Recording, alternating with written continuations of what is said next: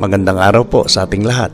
Sama-sama nating pakinggan ang Ebanghelyo ngayong araw. Naway magbigay ito ng liwanag at pag-asa sa ating buhay. Ang mabuting balita ng Panginoon ayon kay San Lucas.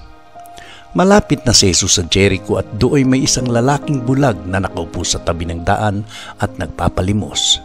Nang marinig nitong nagdaraan ng maraming tao, tinanong niya kung ano ang nangyayari. Nagdaraan si Jesus na taga Nazaret, sabi nila, at siya'y sumigaw, "Jesus, anak ni David, mahabag po kayo sa akin." Sinuway siya ng mga nasa unahan, ngunit lalo pa niyang nilakasan ng sigaw, "Anak ni David, mahabag po kayo sa akin." Kaya't tumigil si Jesus at iniutos na dalhin sa kanya ang bulag. Inilapit nga ito at tinanong ni Jesus, "Ano ang ibig mong gawin ko sa iyo?" "Panginoon, ibig ko pong sanang manumbalik ang aking paningin," sagot niya. At sinabi ni Jesus, "Mangyayari ang ibig mo, pinagaling ka ng iyong pananalig." Noon din, nakakita siya at sumunod kay Jesus at nagpasalamat sa Diyos. Nang makita ito ng mga tao, silang lahat ay nagpuri sa Diyos. Ang mabuting balita ng Panginoon. Mapagpalang araw ng Lunes po sa ating lahat. Ang pagpapagaling sa bulag sa Jericho. Ipinatawag ni Jesus ang bulag at tinanong, "Ano ang nais mong gawin ko para sa iyo?" Sumagot ang bulag, "Panginoon, gusto kong makakita." At sa sandaling yon, dahil sa kanyang pananampalataya, gumaling siya. Sa pagninilay na ito, nakikita natin na may kapangyarihan ng pagtawag ng buong puso, lalo na sa panahon ng kawalan ng pag-asa. Maaring hindi bulag ang ating mga mata, ngunit minsan ang puso natin ay hindi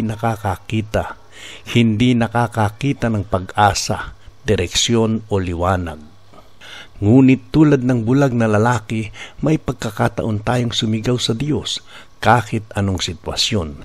Hindi siya lumalampas, tumitigil siya, nakikinig at nagtatanong pa, "Ano ang nais mong gawin ko para sa iyo?"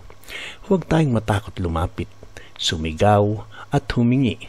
Ang Diyos ay hindi napapagod makinig at tulad ng bulag, maaaring sa oras na tawagin natin siya, muli niya tayong pagalingin sa ating takot, pagkalito, lungkot o sugat ng puso. Manalangin tayo. Panginoong Jesus, tulad ng bulag na lalaki, lumalapit ako sa iyo ngayon. Kung minsan, hindi ko makita ang liwanag sa aking daan.